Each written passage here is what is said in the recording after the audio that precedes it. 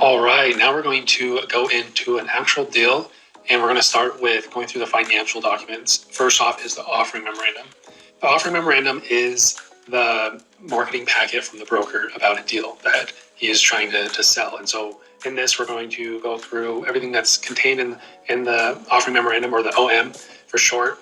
And what's in here is property information, the financials, pictures of the property, market research, comparables, and we're going to go through all that here and let you know what's important in the offering memorandum. So first off, the title page here, Courtyards of Roses, is a 224 unit deal built in 1972 in Irving, Texas. We've got some just initial pages here, contents page, and then I love Marcus & Millichap because recently they've been starting to, right off the bat, include value add opportunities right up front. This is great because this is usually the first thing that I look at when I look at an OM is I look for value add opportunities and see if the broker has that information in the OM, because I want to know if I can add value to this property, if there's a way for me to increase the value of it. And so here, this one's great. They lay out what you can do. First off is substantial upside opportunity, enhancing interior unit upgrades. Premium level upgrade package could garner up to $100 monthly premiums. That's awesome. Then 50% expense reduction by using a water conservation program, which is awesome. The next one is achievable potential revenue stream of leasing washer and dryer units. This one's pretty popular lately with properties that do have a washer and dryer connections or in-unit washer and dryers. Properties have started to charge a premium or leasing out the washer and dryers to those tenants. Another one here is an opportunity to install yards on the first floor units and then adding a $50 premium on top of those units because they have that yard. The last one here is implementing a reserved parking. You can do about 75 spaces there and charge, I believe, probably like a $20 fee for having a reserved parking spot. Then they have this next page that breaks out the numbers for you, which is super convenient because most of the time we have to figure out this information on our own through our own research. But Marcus & Millichap's great. They provide some of this. We do need to do our own verification of this information, but for a quick underwriting, this is great. This is perfect stuff. So they break it down. They do premium level unit upgrade program. They're going to do 168 of the 224 units. So that probably means that the other 60 units are already upgraded. So they already probably have a proven system that the owner has put into place already. It's going to cost you $5,000 to renovate them, total cost of $840,000, and then a premium of $87 on average for each unit. Then the water conservation program, it's going to cost you $506 a unit, and you're going to be able to get $48 out of that. That premium per unit, I think most likely that's implying a cut in expenses instead of actually adding $48 to the rent. It's implying that you are saving $48. The reserved parking, it's going to cost you $20 to implement per unit or per space, parking space, and then $25 premium you can charge for that. Lease washer and dryer set to residence. You can do about 45 units. It's going to cost you $1,200 a unit. Then you can charge $40 a month for leasing those washer and dryers.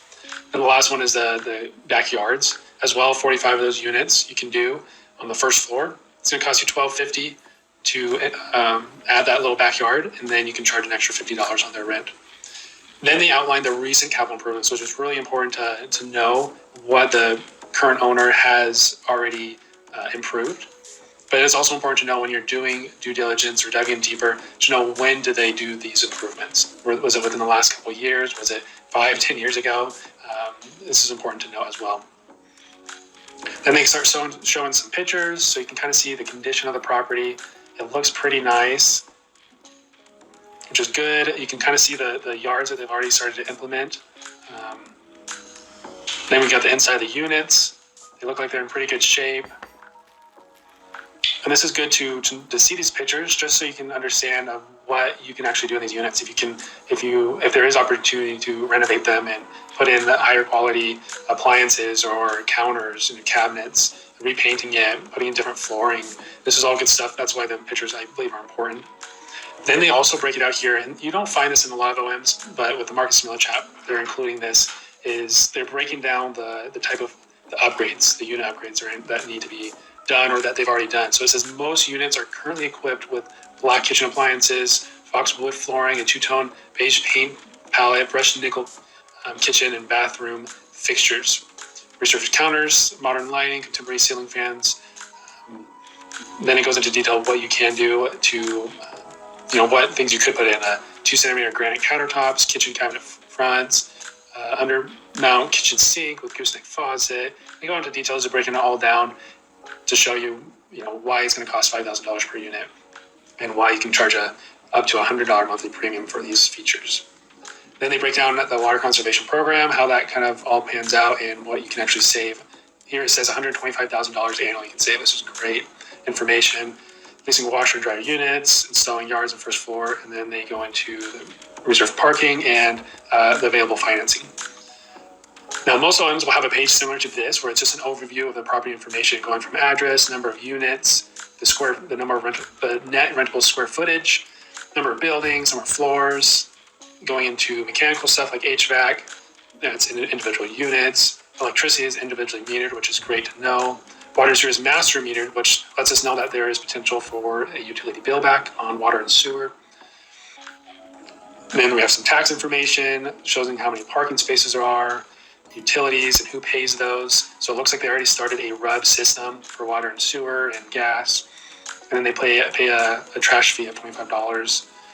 Laundry situation, their employees they have on site, the fees they charge, and the school district. Then they have a page that goes into the amenities, the property amenities, and then the unit amenities.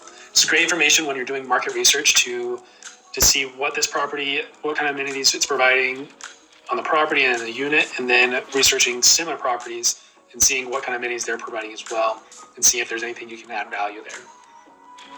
Got some more pictures: clubhouse, laundry room. All looks pretty good, pretty updated. Then they go into a site map. They kind of show where that property is located, kind of a Google Maps bird's eye view of it. So we see Courtyards of Roses. They have a little shopping center, and then they show a freeway over there. So it's pretty close to that freeway. It's just good. Here's another view. It shows that medical center. Just kind of give you an overview. Then they lay out what the unit types are, the floor plans, square footage, and they even show you how many units of each floor plan they have, which is a lot of information. A lot of times they don't break it out as nicely as this one, but this is good to know and to see how many units you have each type when you're diving in deeper into the underwriting and going into due diligence. Then they show you what yards you can do, where you can add the units where you can add the expanded yards on. It breaks out where you can do that on the property, which is pretty neat to show you that. Then they start breaking up into the market research. They do more of a small market research, more of kind of a closer neighborhood, and then they will break out into a kind of a larger market research. And after that, they usually start including comparables. So rent comparables they have right here. And this is really important to look through in the OM, is understand if these are actually accurate comparables, knowing where these comparables are located. Are they located really close to the property, or are they located in a completely different neighborhood? And so it's really important to understand that. You kind of have to do your own due diligence on that, is understanding if this is accurate comparables. So here we can see that the properties are pretty close. So this is good. These comparables could be pretty accurate, which helps us in our market research. Then usually OM will have a breakdown of the comparables, the rent breakdown by unit type. Then they have a unit mix page, and they show what rent is and maybe what the premiums are or market rent is, and what you can do there. Then the brokers will always include their own numbers, which is the current and pro forma page. Most OMs, I think all of OMs have something similar to this, where the broker goes in and they take numbers and they put it into their kind of underwriting. And this is where I get kind of weary and I don't trust the numbers, because we can see right here, they took the T3 numbers and then they took the T12 numbers for expenses. T3 for income, because probably the last 3 months look really strong, but then the T12 for expenses. This makes the numbers off. They're not super accurate. So that's why I say the T12 is super important when underwriting a deal, because that is the most accurate information you can go off of. And then they have their pro forma, so they say what they think the property would be running at year one and so forth. So just be wary of these numbers. You can look at them, compare them to yours, but always stick with the T12 in those numbers, because they're the most accurate.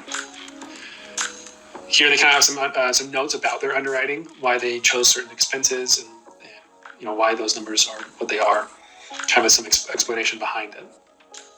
They even break it up into a 5-year model and show how the property could be performing. Again, don't trust these numbers. Go and use underwriting template and use a T12 and figure out what the numbers are for us. And that's about it. That's what the OM contains. So great information to look through and to get to know the property a little bit better. And like I said, I love Marcus and Milchat because they provide these value add slides in here and information and breakdown. So it's a lot easier when I go to do underwriting. A lot less information I have to go back and forth with the broker on and do digging in.